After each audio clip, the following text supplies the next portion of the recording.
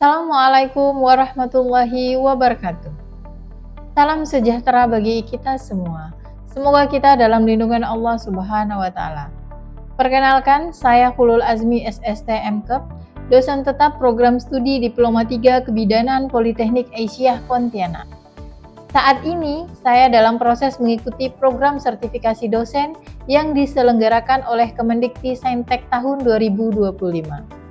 Pada kesempatan ini, saya akan memaparkan salah satu mata kuliah yang saya ampu, yaitu Kegawat Daruratan Maternal dan Neonatal. Saya mengajar mata kuliah Kegawat Daruratan Maternal Neonatal pada semester genap tahun 2024-2025. Dengan bobot 3 SKS, mata kuliah ini merupakan mata kuliah wajib dengan kode BD 401. Adapun deskripsi mata kuliah ini adalah mahasiswa mampu mengaplikasikan asuhan kebidanan dengan memanfaatkan iptek pada ibu dengan kelainan atau komplikasi kehamilan, persalinan, dan nifas, gangguan sistem reproduksi, serta neonatus dengan risiko tinggi dan kelainan. Perkuliahan ini diselenggarakan dengan blended learning melalui platform resmi Polita, yaitu Edlink. Adapun capaian pembelajaran mata kuliah yang diharapkan yaitu 1. Menjelaskan konsep kegawat daruratan maternal neonatal. 2. Mengidentifikasi kegawat daruratan pada maternal dan neonatal. 3.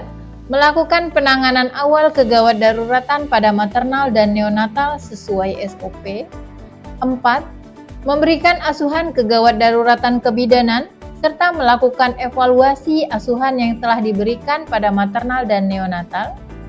5. Melakukan stabilisasi keadaan maternal dan neonatal dalam keadaan kegawat daruratan. 6.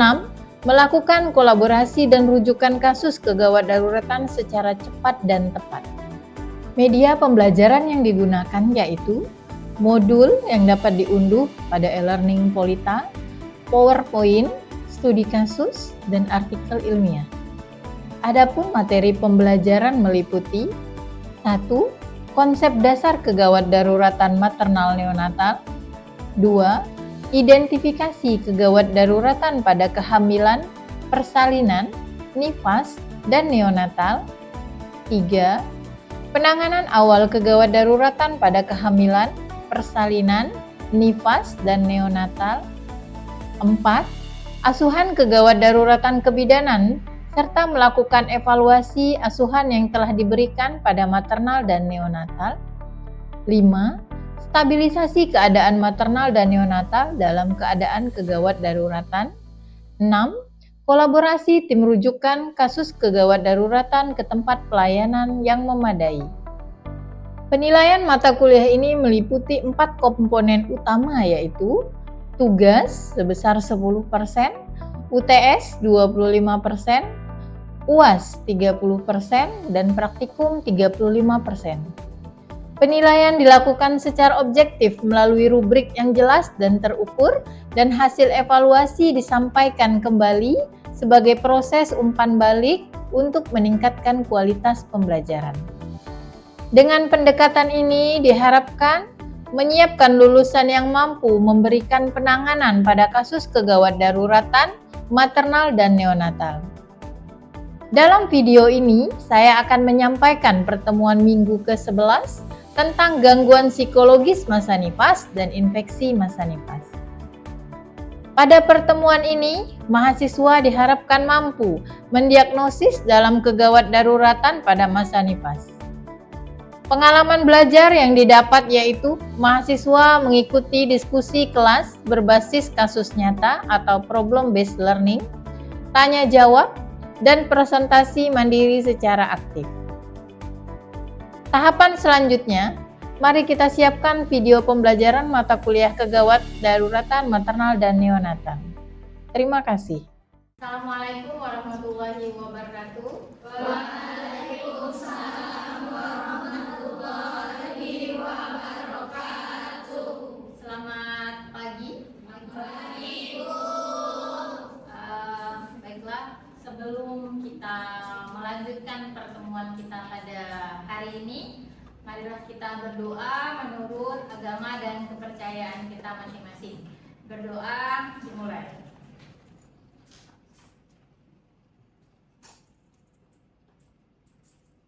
Berdoa selesai.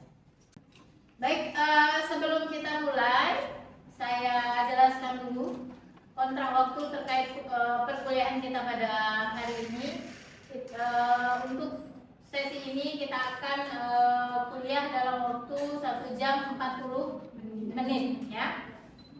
Sebelum kita mulai, silahkan kalian isi presensi terlebih dahulu pada akun Siakat kita. Silahkan saya berikan waktu untuk mengisi link presensinya. Barcode sudah saya kirimkan. Silahkan di absensi dulu. Ya baik, jadi hari ini saya akan melanjutkan materi terkait gangguan psikologi postpartum dan infeksi postpartum. Sebelum saya lanjutkan dari pertemuan sebelumnya, apakah ada yang ingin ditanyakan? Oke, baik ya. Slide-nya.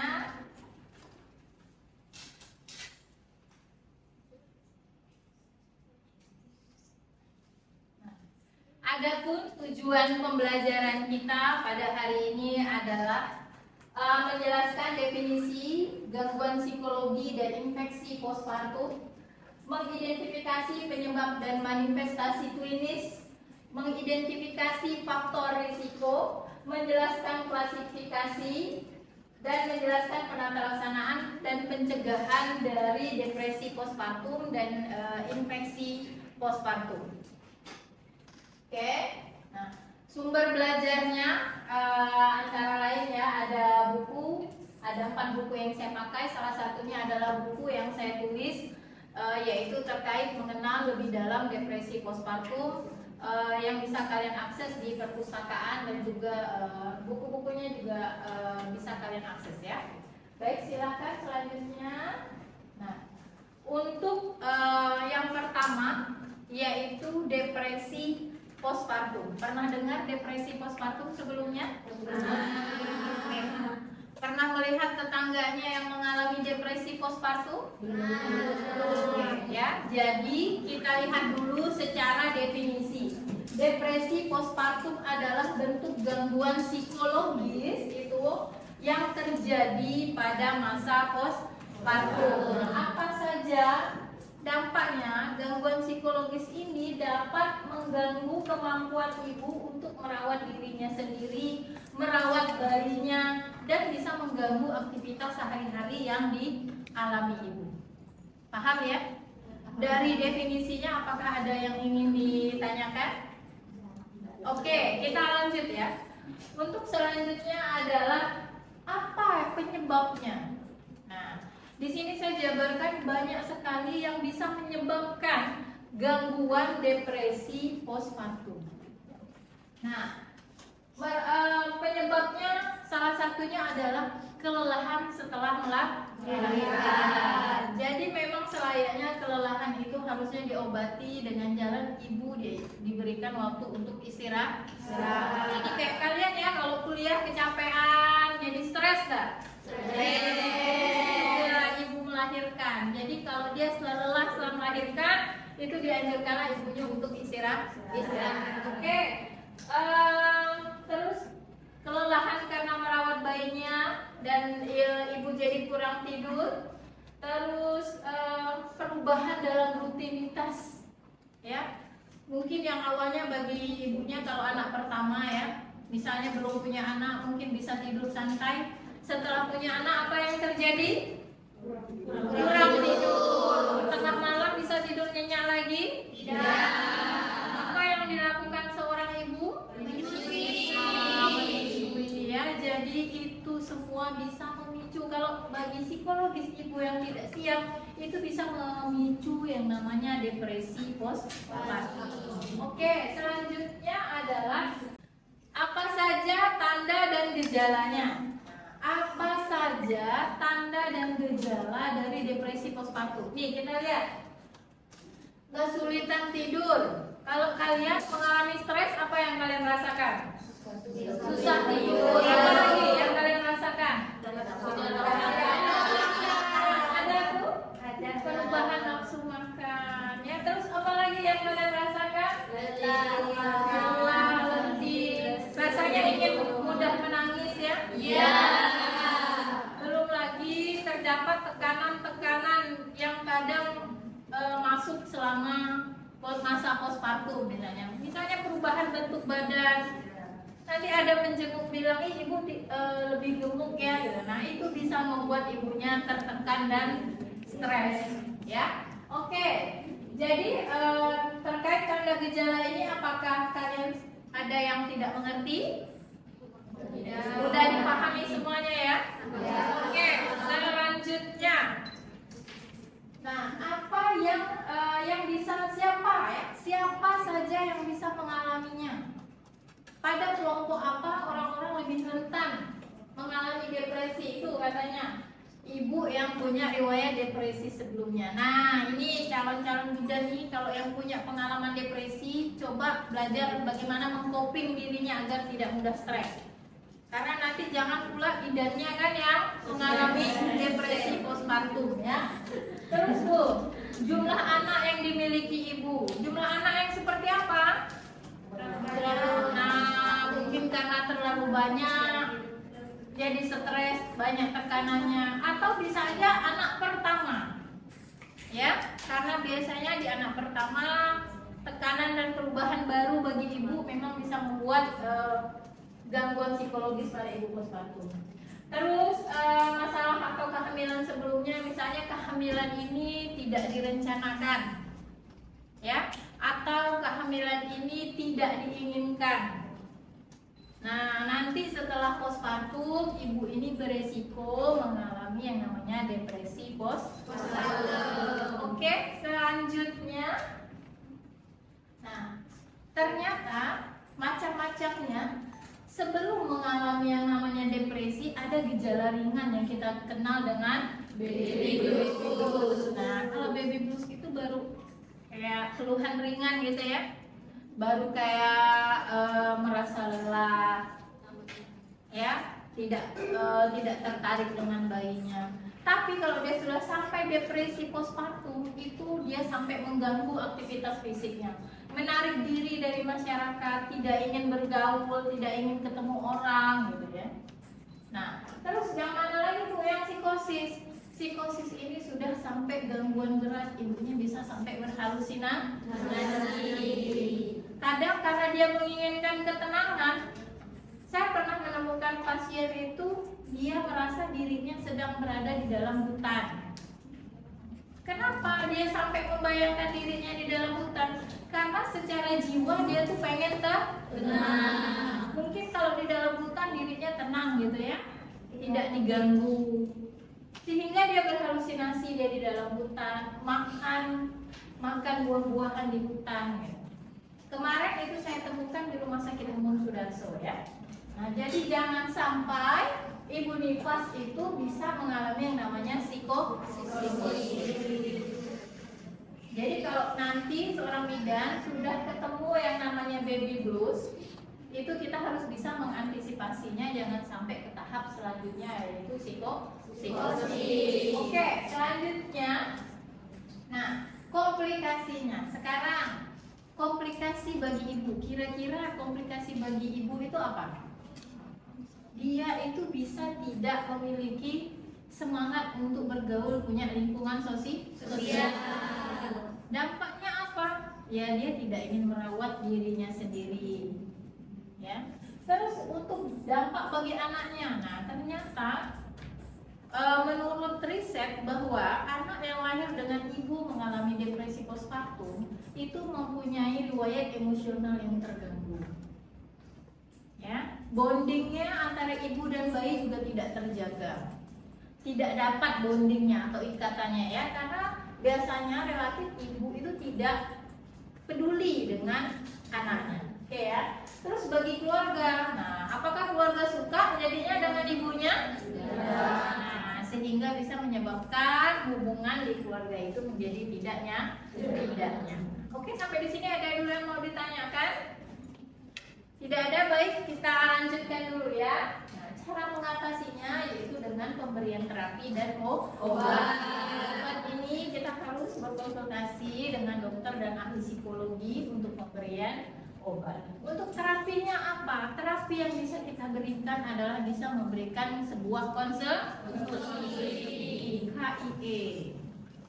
KIE seperti apa yang kita berikan, konseling bagaimana, apa yang terjadi pada ibunya, bagaimana cara pencegahannya, harus ngapain. Nah, itu kita jelaskan ke klien kita sehingga dia menyadari bahwa dirinya, oh saya mengalami yang namanya depresi nih.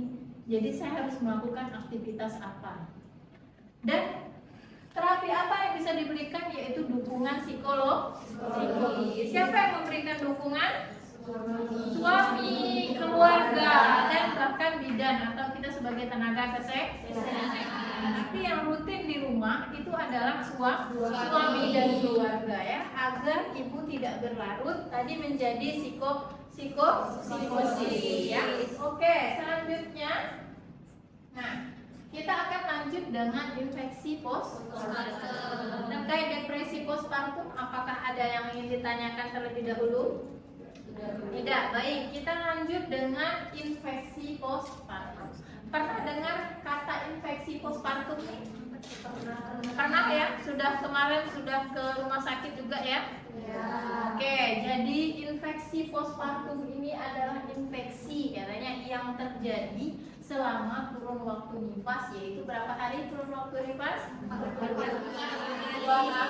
hari, atau yang dikenal dengan katanya puerperio infeksi, atau biasanya kita kenal dengan infeksi masa nifas. Oke, lanjutnya adalah infeksi postpartum itu yang bisa saja terjadi itu apa saja? Tuh katanya ada endometritis, infeksi luka. Luka itu bisa kalau dia SC berarti luka di abdomen. Kalau dia melahirkan secara spontan berarti luka di perineumnya. Terus juga traktus urinariusnya. Apa itu? Infeksi saluran kencingnya ya, karena memang pada saat proses persalinan sehingga wanita itu lebih rentan mengalami yang namanya infeksi di saluran kencingnya. Terus mastitis dan tromboflebitis ya. Oke, selanjutnya. Nah, penyebab infeksi-infeksi ini salah satunya adalah biasanya adanya mikroorganisme biasa dari persalinan ya, atau pascanya atau perawatannya yang tidak baik.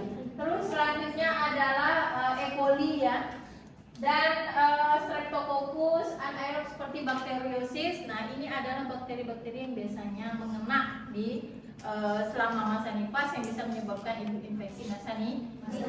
Bakteri ini tidak akan muncul kalau ibu rutin menjaga kebersihan dan merawat luka dengan baik. Oke, selanjutnya. Nah, siapa saja sih orang yang beresiko untuk mengalami yang namanya infeksi postpartum ini? Yang pertama tuh persalinan lama dan traumatik. Itu persalinan traumatik itu maksudnya dengan apa? Nah, dengan alat-alat ya. Nah, tadi persalinannya menggunakan alat-alat misalnya di vakum, ya kan? Entah di forceps ya. Terus ketuban pecah dini dan pemeriksaan dalam berulang. Nah, makanya pemeriksaan dalam itu kita ajarkan di partograf ada waktunya ya. Diatur sesuai keinginan bidan, setiap jam kita lakukan PD gitu ya. Nah, terus juga kebersihan yang buruk, kasus retensio plasenta, anemia dan status imun yang lemah itu bisa menyebabkan seseorang rentan mengalami infeksi. Oke? Boleh saya lanjutkan ya? Boleh. Gejala klinis apa saja? Nah, pernah lihat orang infeksi postpartum datang dengan keadaan demam? Oke, ya biasanya kalau kita di klinik itu mungkin jarang, tapi kalau di rumah sakit biasanya banyak pasien itu datang dengan keluhan demam. Kalau ada ibu postpartum datang dengan keluhan demam, berarti kita harus langsung mikir, kenapa nih ya? Ibunya kok bisa demam ya? Oke, selanjutnya nyeri abdomen, keputihan, takikardi, gangguan involusi uterus dan nyeri tekan uterus. Biasanya kita kan belum tahu tuh dia infeksinya karena apa. Maka kita harus melakukan pemeriksaan lengkap ditambah dengan pemeriksaan laboratorium. Oke, selanjutnya. Nah, bagaimana tadi yang saya bilang kita mendiagnosis seseorang mengalami infeksi postpartum? Nah, tadi kita harus melakukan anamnesa dulu, terus melakukan pemeriksaan darah, terus kita juga harus melakukan pemeriksaan penunjang. Kalau kita di rumah sakit, maka kita minta dokter untuk melakukan USG untuk melihat proses involusi dari uterus. Oke, selanjutnya. Nah, penata laksanaannya jika kita menemukan pasien-pasien seperti ini, penata laksanaan yang kita berikan adalah antibiotik, ya. Ini juga kita bekerja sama dokter, nanti kolaborasi dengan dokter untuk pemberian antibiotiknya, terus rawat. Terus kalau memang infeksinya karena luka, maka kita harus melakukan perawatan luka. Ya. Terus cairan, ya, hidrasi dan nutrisi, terus juga evakuasi kalau ada sisa plasenta, ya. Bisa ada sisa plasenta yang menempel, berarti harus kita lakukan pembersihan, ya. Oke, selanjutnya. Nah, nih ada studi kasus. Nah, ini ceritanya. Saya mau minta tolong ke kalian kalau ada pasien yang datang ke kalian. Ini kasusnya apa? Diagnosis yang akan kalian tegakkan. Kita lihat dulu ya. Nyonya S P2A0 katanya ya. 3 hari postpartum. Oke, mungkin bisa saya minta tolong bacakan ya. Oke, Septia, coba boleh dibaca kasusnya ini seperti apa? Nyonya S P2A0 3 hari postpartum dengan demam 39 derajat Celcius, logia berbau dan nyeri abdomen. Keluarga mengatakan ibu tampak murung, mudah menangis dan kehilangan minat untuk merawat bayi. Apa diagnosis dan penata laksanaan yang tepat? Oke, ya, baik, terima kasih Septia. Sudah membacakannya. Nah, kita ada kasus nih katanya. Ada seorang perempuan datang ke kita dengan keadaan yang seperti di kasus. Pertanyaannya, kalau ada kasus seperti ini, diagnosis apa yang kita tegakkan? Nah, ya, siapa yang bisa? Silahkan angkat tangan. Saya, Bu. Tujuan dari kesehatan reproduksi itu yaitu meningkatkan kualitas hidup sehingga memungkinkan individu mengalami kehidupan yang sejahtera dan harmonis, Bu.